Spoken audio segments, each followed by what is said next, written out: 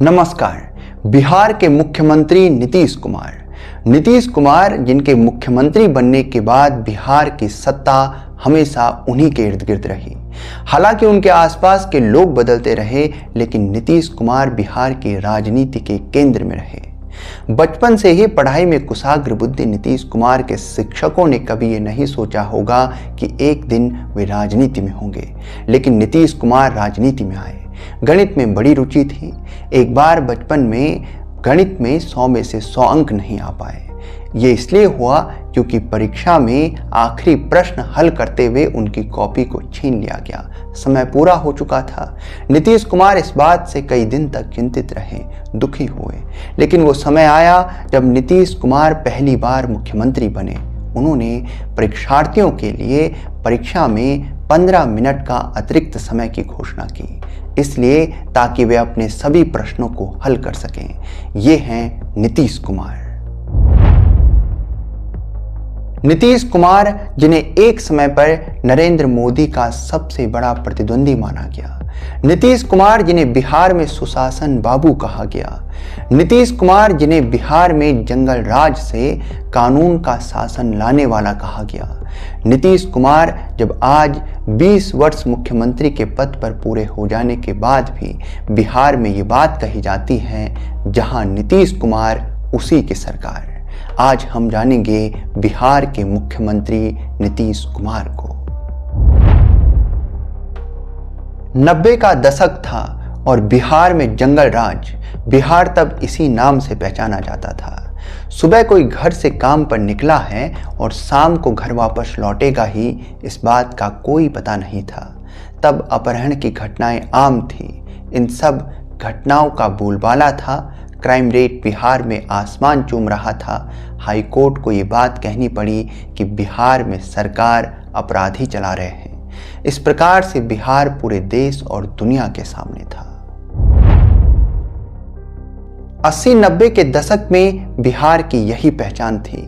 इससे पहले बिहार में पूरी तरह से कांग्रेस का प्रभाव था। इस समय पर बिहार में भ्रष्टाचार और घूसखोरी का पूरा बोलबाला था। चाहे बात नौकरियों की हो, आपके किसी सरकारी काम की हो या कॉलेज में दाखिलों की हो, पूरी तरह से घूसखोरी का बोलबाला था। ये सब आम बातें थी। वहीं कांग्रेस के मुख्यमंत्री अब्दुल गफूर और जगन्नाथ मिश्रा, उन्होंने पूरी तरह से नौजवानों को और विद्यार्थियों को अनदेखा किया और इसका परिणाम शीघ्र ही सामने आया। परिणाम यह हुआ कि क्रांति उठी। जयप्रकाश नारायण का आंदोलन, संपूर्ण क्रांति का उद्घोष किया गया। बिहार इस क्रांति की मुख्य भूमि बना। 1974 में शुरू यह आंदोलन भ्रष्टाचार के खिलाफ उठी आवाज थी। इस देश में भ्रष्टाचार के खिलाफ 2 बड़े आंदोलन हुए। एक आंदोलन जयप्रकाश नारायण का और दूसरा आंदोलन अन्ना हजारे का। दोनों आंदोलनों से बड़े नेता निकलकर सामने आए। जिस प्रकार अन्ना हजारे आंदोलन से अरविंद केजरीवाल नेता निकलकर आए, ठीक वैसे ही जेपी आंदोलन से 4 बड़े नेता बिहार में निकलकर आए। एक थे लालू प्रसाद यादव, रामविलास पासवान, शरद मोदी और नीतीश कुमार। नीतीश कुमार का जन्म 1951 में बिहार के बख्तियारपुर में हुआ। पिताजी वैद्य थे और माता गृहिणी। पिता स्वयं भी आज़ादी के आंदोलन में सम्मिलित रहे। अनुग्रह नारायण, जो कांग्रेस के एक बड़े नेता, गांधीवादी नेता से उनके पिताजी के अच्छे संबंध थे। यूँ कहें कि नीतीश कुमार भी बचपन में उन्हीं को देखकर राजनीति के लिए प्रेरित हुए। राजनीति से जुड़ा बचपन का जो एक किस्सा उनका सुनाया जाता है, नीतीश कुमार जब 9वीं में थे तो ताशकंद समझौते के दौरान शास्त्री जी का निधन हो गया। नीतीश कुमार ने इस बात को जब रेडियो पर सुना तो रात बीतने का इंतजार करते रहे। सुबह 3 बजे ही अपने गुरुजी के पास दौड़ कर गए, उन्हें उठाया और बताया, गुरुजी, हमारे प्रधानमंत्री शास्त्री जी अब नहीं रहे। ये दिखाता है राजनीति के प्रति उनकी रुचि, बचपन से ही राजनीति के प्रति उनकी जागरूकता और सजगता को। 10वीं के बाद पटना साइंस कॉलेज ज्वाइन कर लिया। इसके बाद बिहार कॉलेज ऑफ इंजीनियरिंग से डिग्री की पढ़ाई की। इलेक्ट्रिकल इंजीनियरिंग की डिग्री लेकर उन्होंने बिहार स्टेट इलेक्ट्रॉनिक बोर्ड में काम शुरू कर दिया, लेकिन मन नहीं लगा। इसी दरमियान 1973 में विवाह हो गया।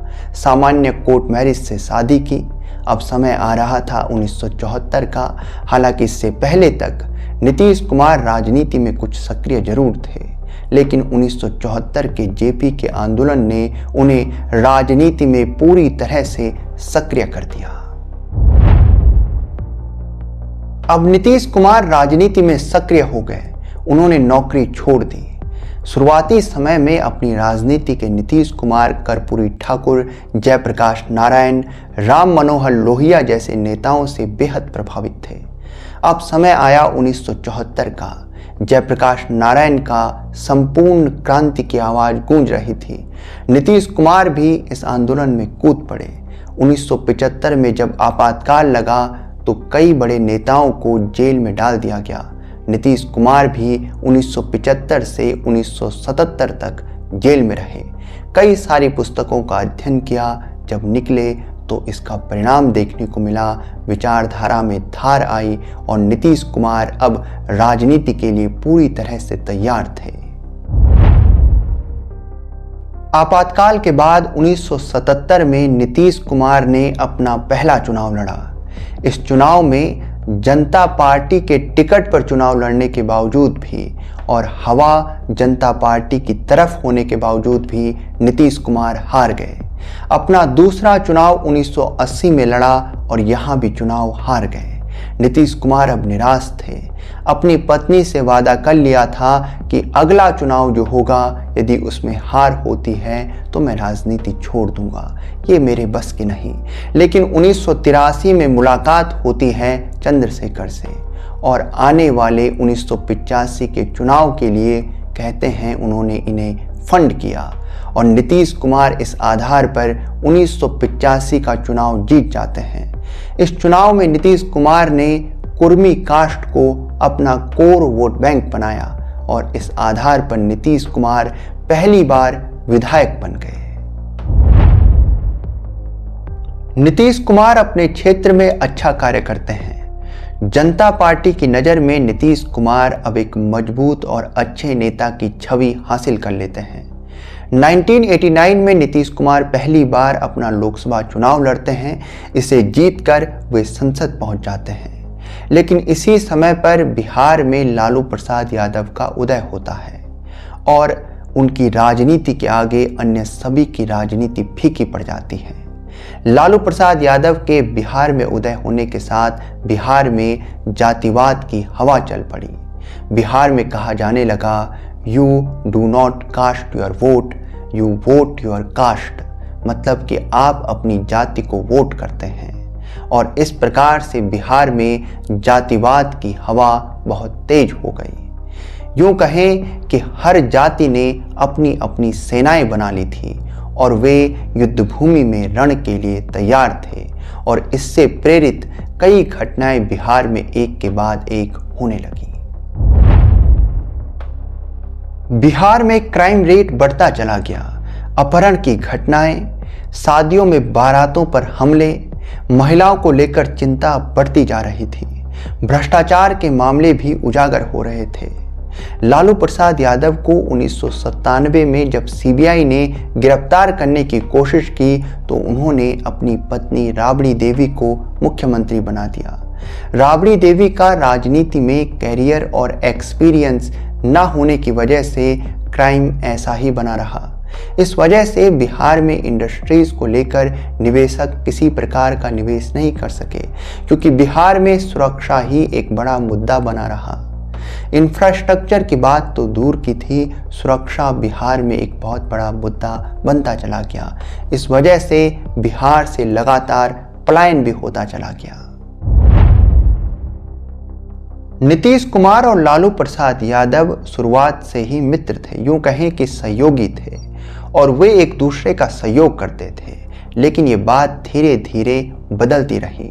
शुरुआत में नीतीश कुमार लालू प्रसाद यादव को बहुत मानते थे, किंतु लालू प्रसाद यादव लगातार नीतीश कुमार पर बोलते रहते थे। एक समय आया तो नीतीश कुमार ने भी लालू प्रसाद यादव पर खूब कह दिया। इसके बाद भ्रष्टाचार की बात होने लगी और दोनों में दूरियां बढ़ती चली गई। किंतु लालू प्रसाद यादव को कोई हटा नहीं सकता था, इसलिए भी क्योंकि उनकी राजनीति की जो केंद्रीय बिंदु था, समीकरण था, वह था MY समीकरण, यानी मुस्लिम यादवों का गठजोड़। और इस आधार पर लालू प्रसाद यादव बिहार में अपनी सत्ता को स्थापित रखते हैं। 1990 से 2005 तक यूं कहें कि एक छत्र शासन लालू प्रसाद यादव का बिहार में रहा। 2005 में पहली बार NDA और JDU के गठबंधन ने क्राइम के मुद्दे पर, विकास के मुद्दे पर और चुनाव में जातीय समीकरण को ठीक ठीक बिठाकर चुनाव जीत लिया। नीतीश कुमार मुख्यमंत्री बने और इसके बाद उन्होंने सुशासन की दिशा में प्रयास किए, कानून की व्यवस्था को स्थापित करने का प्रयास किया। कई केसों को दोबारा खोला गया, गिरफ्तारियां हुई और इस आधार पर क्राइम करने वाले लोगों में भय स्थापित किया गया। इंफ्रास्ट्रक्चर पर कार्य किया गया और सड़कों का जाल बिछाया गया। इस तरह से कई कार्यों को अब गति मिलने लगी। शिक्षा में साइकिल योजना चलाई गई। हर साल लाखों लड़कियों को साइकिल बांटी गई। पंचायत चुनाव में महिलाओं के लिए 50% आरक्षण तय कर दिया गया। ये एक ऐतिहासिक निर्णय था। भारत में अब तक ऐसा निर्णय नहीं लिया गया था। इस प्रकार नीतीश कुमार के साथ महिलाओं का एक ईमानदार वोट बैंक जुड़ता चला गया। इसके अलावा लोअर कास्ट में उन्होंने एक महादलित वर्ग बनाया और इन्हें कई सुविधाएं सीधी तौर से उपलब्ध करवाई। इस आधार पर अब तक जो RJD का वोट बैंक लोअर कास्ट, महिलाएं और रूरल वोटर था, उस पर अब JDU का भी धीरे धीरे प्रभाव बनता चला जा रहा था। 2013 में बीजेपी ने प्रधानमंत्री पद के चेहरे के तौर पर नरेंद्र मोदी को आगे किया। 2010 के बाद से ही नीतीश कुमार नरेंद्र मोदी के कड़े विरोधी थे। नरेंद्र मोदी को प्रधानमंत्री पद के चेहरे के तौर पर नीतीश कुमार समर्थन नहीं करेंगे, इसके पीछे एक कारण यह भी था कि इस वजह से बिहार में उनके मुस्लिम वोट बैंक पर असर पड़ता। उन्होंने गठबंधन को तोड़ दिया और RJD के साथ हाथ मिला लिया, किंतु इससे उन्हें नुकसान हुआ। 2014 के लोकसभा के चुनाव में उन्हें इस वजह से उनकी सीटें काफी गिर गईं। इसके बाद 2014 में नीतीश कुमार ने जीतन राम मांझी को मुख्यमंत्री बना दिया, किंतु बात ज्यादा दिनों तक नहीं बन सकी। 2015 में एक बार फिर से नीतीश कुमार मुख्यमंत्री बन गए। इस समय चुनाव भी हुए और इस चुनाव में RJD और JDU के गठबंधन ने बीजेपी को हरा दिया। नीतीश कुमार फिर मुख्यमंत्री बने। इसके बाद तेजस्वी यादव के खिलाफ FIR होती है और इसके चलते एक बार फिर से नीतीश कुमार ने गठबंधन को तोड़ दिया और जाकर NDA के साथ हाथ मिला लिया। कुल मिलाकर नीतीश कुमार एक माहिर राजनीतिज्ञ तो हैं ही, साथ ही वे इसमें गणित, समीकरण और सूत्रों को इस तरह से फिट बिठाते हैं कि कभी भी सत्ता उनके हाथ से नहीं छिटक पाती। आपका इस संदर्भ में क्या सोचना है, कमेंट बॉक्स में लिखिएगा। यदि वीडियो पसंद आए तो लाइक कीजिएगा, शेयर कीजिएगा, हमारे चैनल को सब्सक्राइब कीजिएगा।